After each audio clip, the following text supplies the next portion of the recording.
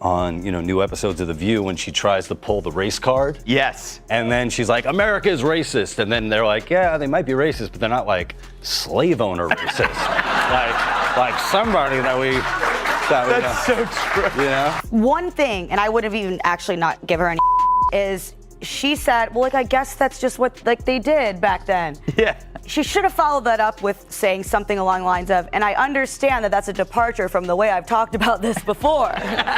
The punchline landed perfectly, sending the crowd into fits of laughter. But Gutfeld wasn't just there for the joke. He used the moment to expose what he saw as blatant hypocrisy. For years, Sonny has been outspoken about the need for others to reckon with their ancestral legacies, often citing systemic oppression and historical accountability as the foundation of her arguments. However, when it came to her own family's controversial past, she conveniently brushed it off, dismissing, "It is just a fact of life." Gutfeld didn't let this contradiction slide. He pointed out how these moments highlight the inherent flaws in identity politics. He argued that when someone's narrative doesn't align with their personal reality, it completely erodes their moral credibility. His message was clear. Tackling complex issues like race and history requires genuine self-awareness and nuance, not selective outrage. And it is funny. She's so wrapped up in identity, and she had no idea who she was. Well, now we understand why she always makes Whoopi get the coffee.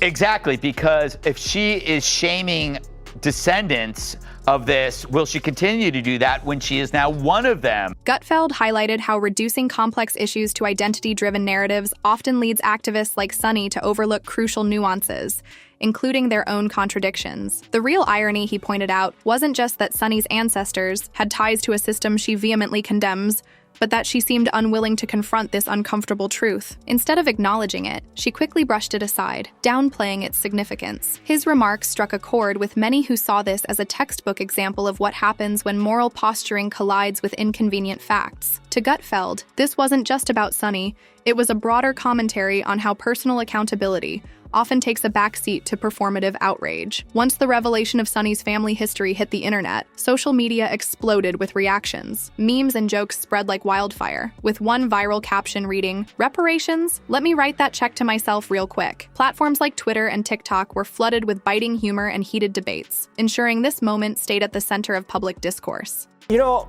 in her defense, everyone has ancestors that did unspeakably horrible things. It's just that not everyone's ancestors have records tied to their DNA about it. But I'm more worried for Sonny Hostin's progeny in the future that do a DNA test and find out that they were related to a cast member of The View.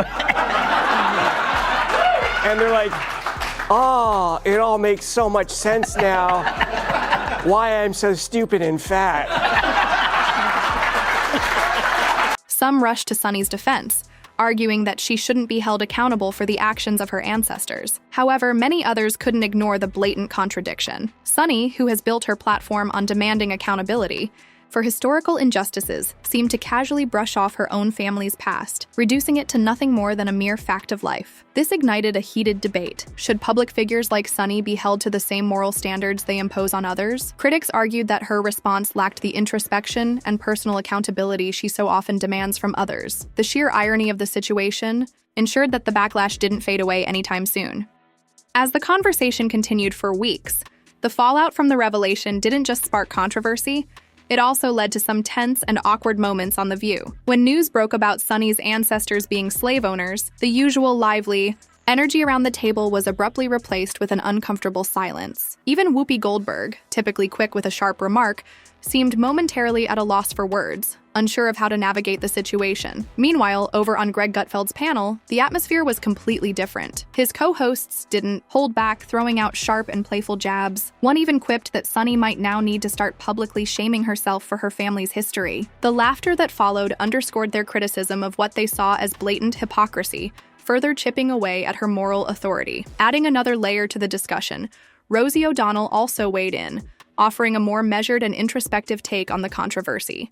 Guess there's nothing worse than to find out you're a white woman. She's so disappointed. It's really disappointing. Her mother was white. Oh my God. Shame. Oh my God. The horror. It's PBS, I think, show about your history, and finds out that this is fantastic.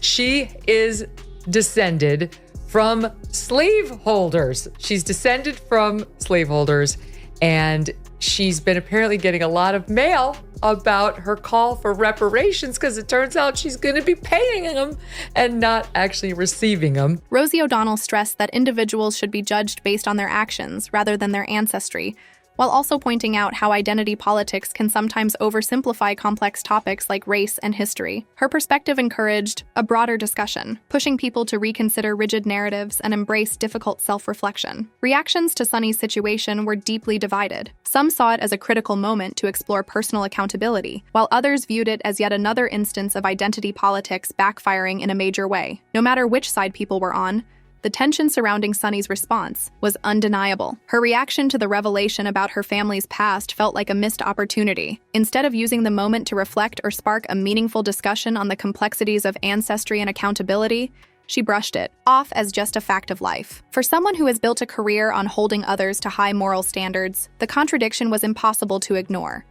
This casual dismissal left many feeling unsatisfied. It could have been a pivotal moment for growth. Sunny had an opportunity to confront the irony, share her personal struggle in reconciling her family's history, and use the moment to deepen discussions on historical injustices. This could have served as a powerful reminder that no one's past is simple or free from contradictions, but instead, the focus shifted to her perceived hypocrisy and reluctance to confront her own history, turning what could have been a profound dialogue into yet another debate over accountability. Sunny's story stands as a clear example that no one's history is without complexity, and that moral certainty can quickly unravel when inconvenient truths emerge. Her situation raises an important question. If you demand accountability from others, shouldn't you be willing to hold yourself to the same standard? With the internet's reaction, viral memes, and Greg Gutfeld's sharp commentary, this moment isn't fading anytime soon. Whether Sunny chooses to address it directly or ignore it entirely will shape how people ultimately remember her.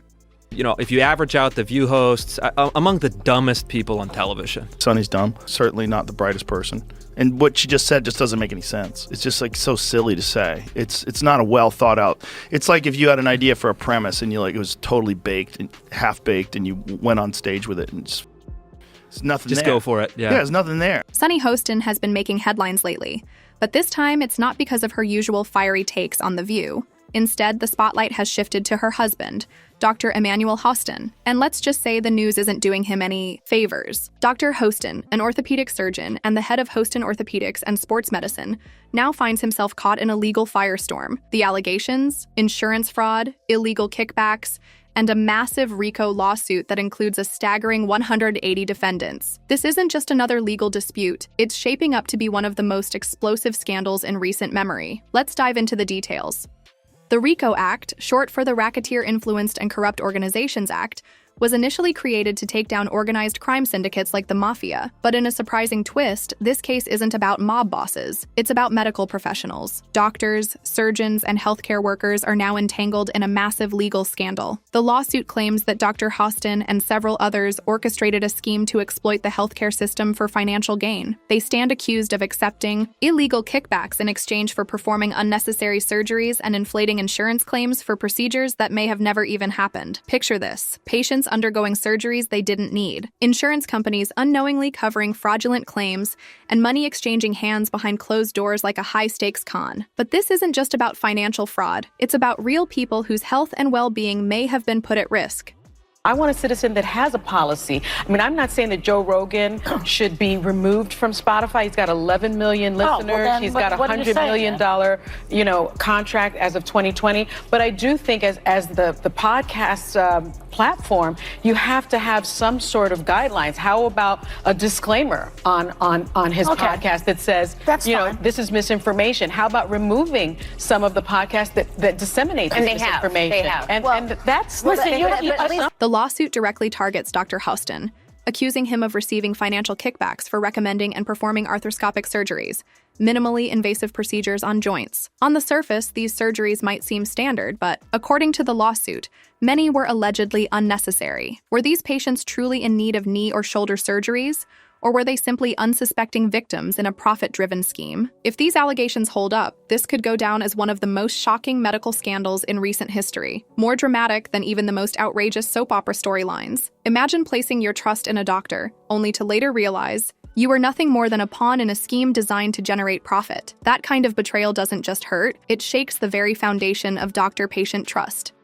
American Transit Insurance Company is leading the charge in this case, alleging that they were defrauded out of millions by covering surgeries that were either completely unnecessary or may have never even taken place. However, it's worth noting that insurance companies themselves aren't always seen as the victims in these types of legal battles. Time and again, insurers have been accused of shortchanging doctors, denying legitimate claims, and manipulating the system to dodge payouts. So the real question is, are we witnessing the rightful takedown of a fraudulent medical scheme, or is this just a scapegoat strategy by an insurance company trying to recover from its own financial struggles? The lines are blurred, and as more details emerge, the public will ultimately have to decide which side of the story holds the most truth.